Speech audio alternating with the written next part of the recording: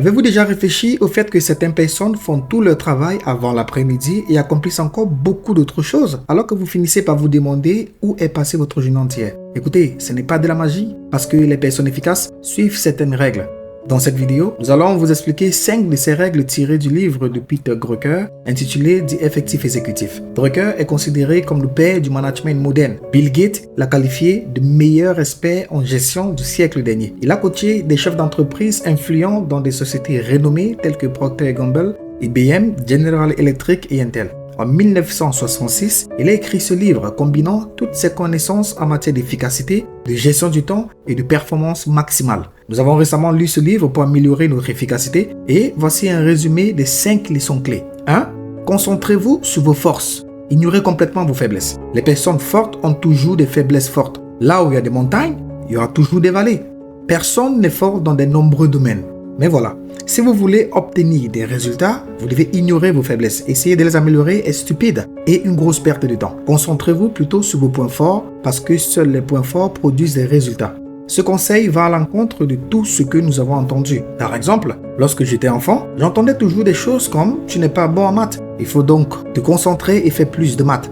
Des années plus tard, même à l'âge adulte, j'ai toujours eu l'impression que je devais travailler sur mes faiblesses et les améliorer. Pourtant, selon Drucker, c'est une grosse erreur. Il faut plutôt trouver ses points forts et les rendre plus productifs. Vous ne devez améliorer vos faiblesses que si elles sont liées à votre caractère. Dans le cas contraire, concentrez-vous uniquement sur vos points forts. Il dit, faites en sorte que vos points forts soient si forts que vos faiblesses deviennent sans importance. En clair, vos points forts, de l'or, et vos faiblesses, de la poussière. Concentrez-vous sur l'or. Vous savez maintenant que vos points forts sont importants. Mais comment trouver les vôtres? La première étape consiste à vous observer vous-même, examiner vos performances et vos résultats et trouver un modèle. Vous pouvez commencer par des choses simples, comme par exemple, est-ce que je travaille bien seul ou en équipe? Est-ce que j'apprends mieux en écoutant ou en lisant? Est-ce que je travaille bien le matin ou le soir? Quelles sont les choses que je semble pouvoir faire avec une telle facilité, pourtant elles semblent très difficiles pour d'autres personnes? Les personnes efficaces s'efforcent d'être elles-mêmes et ne prétendent pas être quelqu'un d'autre. Elles examinent leur propre schéma pour comprendre leur véritable point fort. Les personnes efficaces aident également ceux qui les entourent à se concentrer sur leurs points forts. Ne vous y trompez pas, ils sont parfaitement conscients que tout le monde a des faiblesses. Mais que font les personnes efficaces lorsqu'elles voient quelqu'un qui a une faiblesse? Elles n'essayent pas de l'améliorer. Elles créent plutôt un environnement dans lequel la personne peut utiliser ses points forts. Par exemple, disons que Jean était comptable compétent, mais il ne s'entend pas avec les gens. Un entrepreneur ou un manager efficace n'essaye pas d'améliorer ses faibles compétences en matière de relations humaines. Au lieu de cela, il trouvera plutôt un espace privé où Jean pourra faire ce qu'il sait faire. 2. Gérer son temps. Si vous êtes comme nous, la gestion du temps consiste à examiner votre liste des choses à faire et à planifier la réalisation de ces tâches dans les jours ou les semaines à venir. Les personnes efficaces ne commencent pas par leurs tâches, ils commencent par leur temps, non pas en le planifiant, mais en suivant son utilisation. Voici pourquoi. L'être humain n'est pas doué pour garder la notion du temps. Cela signifie que vous ne pouvez pas vous fier à votre mémoire pour savoir avec précision comment vous avez passé les dernières 24 heures. La seule méthode fiable consiste à tenir un registre. L'auteur déclare: je demande parfois à des cadres fiers de leur mémoire d'estimer la façon dont ils passent le temps. Ensuite, je mets ces estimations de côté pendant qu'ils enregistrent le temps. Ce qu'ils disent ne reflète pas ce qui est enregistré. Par exemple, le président d'une entreprise était convaincu que son temps était réparti de manière égale entre 3 domaines: réunion avec le personnel d'encadrement, interaction avec les principaux clients et des activités communautaires. Cependant, un relevé de temps de 6 semaines a révélé qu'il ne s'occupait presque jamais de ses priorités. Au lieu de cela, il fonctionnait principalement comme un répartiteur, gérant les commandes des clients familiers. Lorsqu'il a vu les résultats, il n'en revenait pas. Il a fallu 3 records pour le convaincre que seuls les records sont dignes de confiance et non la mémoire. Une autre raison essentielle de l'enregistrement du temps est que le temps est la ressource la plus rare. Chaque jour qui passe, vous en avez de moins en moins. Lorsqu'une ressource est rare, vous n'avez qu'une seule solution: trouver un moyen d'en tirer le meilleur parti. Et quel est le rapport avec le suivi de votre temps? Vous avez probablement entendu le dicton suivant: ce qui est mesuré est amélioré. Voilà pourquoi. Supposons que vous ayez suivi votre temps pendant une semaine. La liste des tâches auxquelles vous consacrez votre temps est devant vous. Quelle est la prochaine étape?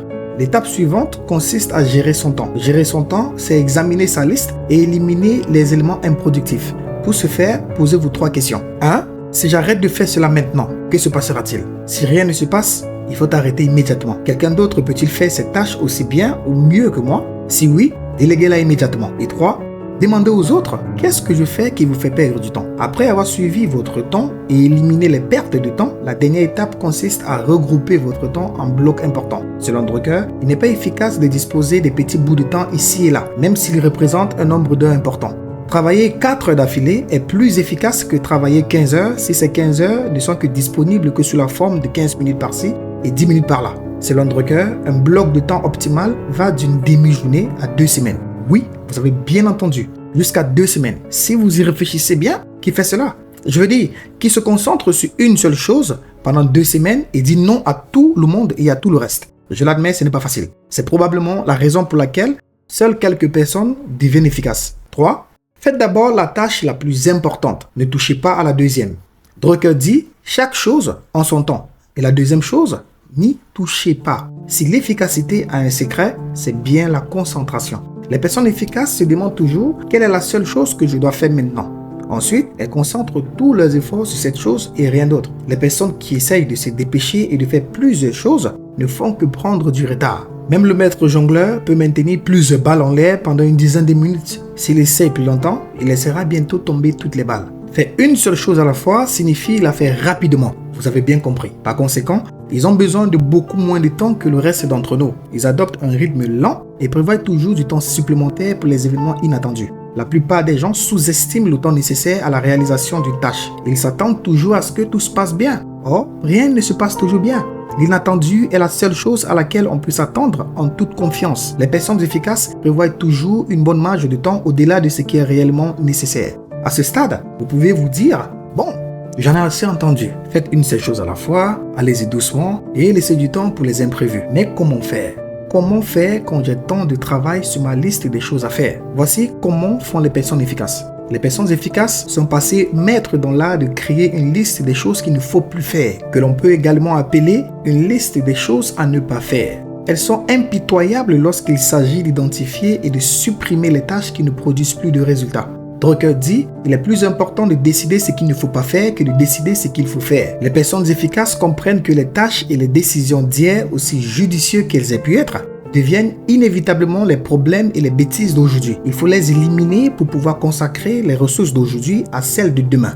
C'est nécessaire pour garder le contrôle du poids de l'organisation. Sans cela, l'entreprise ou la personne perd rapidement la forme et devient obèse. Il faut rester maigre et musclé. La suppression régulière des tâches est la seule façon de procéder. Les personnes efficaces examinent périodiquement leur travail et se posent toujours ces questions. Si je ne l'avais pas déjà fait, le ferai-je maintenant? Est-ce que cela vaut encore la peine d'être fait? Et si ce n'est pas le cas, ils s'en débarrassent immédiatement. Et voici la chose la plus importante à propos de la suppression des tâches ou de projets. Vous n'avez pas besoin d'intelligence pour cela. Vous avez besoin de courage. La tâche qui n'est plus importante pour vous est probablement la priorité absolue de quelqu'un d'autre. Il faut donc du courage pour affronter l'autre personne et lui dire, tu sais quoi, ça ne marche plus et nous allons arrêter de le faire. 4. Se concentrer sur la contribution et non sur l'effort. Les personnes efficaces se concentrent toujours sur la contribution. Ils se demandent, que puis-je apporter qui améliorera de manière significative les résultats? De nombreuses personnes se concentrent sur l'effort qu'elles fournissent plutôt que sur les résultats. Selon Drucker, si vous vous contentez d'accomplir vos tâches, vous êtes un suiveur, quel que soit votre titre. En revanche, si vous cherchez à faire la différence et que vous vous concentrez sur les résultats, vous êtes un leader, quel que soit votre titre. Les personnes qui ne se posent pas la question de savoir ce qu'elles peuvent apporter risquent de viser trop bas et de se tromper de cible. Vous vous demandez peut-être ce qui distingue vraiment les actions axées sur les résultats de celles axées sur les efforts. Nous avons une amie qui a essayé d'engager quelqu'un pour l'aider à écrire des scripts pour ses vidéos afin qu'elle puisse résumer plus de livres. Mais la plupart des candidats qu'elle rencontrait les parlaient de ces 3 choses. Quel est le travail? Combien d'heures devrais-je travailler? Et quel est le montant de la rémunération? Alors récemment, elle a rencontré un candidat qui était également intéressé par le poste, mais voici la différence. Contrairement à d'autres, il n'a pas posé les questions submentionnées. Il a plutôt dit, commençons par un essai gratuit. Je vais voir si vous aimez vraiment le résultat de mon travail. Si mon travail vous permet de gagner du temps et de doubler vos résultats, alors nous parlerons du reste. En bref, il a compris que ce qui compte, c'est le résultat. Personne sur Internet ne regarde une vidéo simplement parce que quelqu'un a passé 100 heures à la réaliser. Posez-vous la question. Vous souciez-vous réellement de la quantité d'efforts qui ont été consacrés à la réalisation de cette vidéo? Non, ce n'est pas le cas. À mon avis, l'approche de ce candidat est ce à quoi ressemble le fait de se concentrer sur les résultats. Lorsque vous vous concentrez sur les résultats, vous travaillez plus que la moyenne des gens qui se concentrent uniquement sur les efforts, mais vous gagnez aussi énormément. énormément et beaucoup plus. Vous travaillez plus que la moyenne des gens qui se concentrent uniquement sur les efforts, mais vous gagnez aussi beaucoup, mais beaucoup plus. Alors 5, se concentrer sur la prise de décisions efficaces. Les personnes efficaces ne prennent pas beaucoup de décisions. Elles se concentrent sur quelques décisions importantes. Elles prennent du recul, examinent la situation dans son ensemble et prennent ensuite une décision stratégique qui prend automatiquement en charge 10 ou 15 petites décisions. Alors voici quelques exemples simples. Cuisiner tous les dimanches pour toute la semaine afin d'éviter de devoir cuisiner, nettoyer et faire les courses tous les jours. Engager quelqu'un pour s'occuper de toutes les petites tâches administratives au lieu de les faire vous-même. Voici une autre caractéristique des personnes efficaces et de leur processus de prise de décision. Ils ne commencent pas par les faits, ils commencent plutôt par les opinions et les idées des autres. Pourquoi? Tout simplement parce qu'ils savent que la bonne décision naît du désaccord, du choc d'opinions différentes. Les personnes efficaces organisent donc le désaccord pour 2 raisons simples. 1. Ils leur donnent toutes les alternatives possibles et les aident à choisir les meilleures. 2. Elles fournissent des plans de secours au cas où le premier choix ne fonctionnerait pas. Une décision sans plan B est vouée à l'échec. Même si elle semble bien planifiée, le fait de disposer d'alternatives permet de ne jamais être bloqué lorsque les choses tournent mal. Il est difficile de repartir de zéro et d'élaborer un nouveau plan lorsque le premier échoue. Le fait d'avoir un plan B permet de continuer plus facilement. Enfin, résumons ensemble les 5 leçons que nous venons de discuter. Nous savons que vous aimez les résumés rapides comme nous, alors voici. 1. Ignorez complètement vos faiblesses. C'est une perte de temps de vouloir les améliorer. Identifiez vos points forts et rendez-les productifs. Aidez les personnes autour de vous surtout à se concentrer aussi sur les points forts. 2. Premièrement, faites un suivi régulier de votre temps afin d'identifier les pertes de temps. Deuxièmement, éliminez les pertes de temps et déléguez autant que possible. Troisièmement, consolidez et créez des blocs de temps importants pour les tâches qui comptent vraiment. 3. Commençons par le début. Ignorez la deuxième chose. Concentrez-vous sur la première chose et faites-la bien. Allez-y lentement et prévoyez une marge de sécurité. Nettoyez régulièrement votre liste des choses à faire pour faire de la place à des nouvelles tâches et à des nouvelles opportunités. Choisissez l'avenir et non le passé. 4.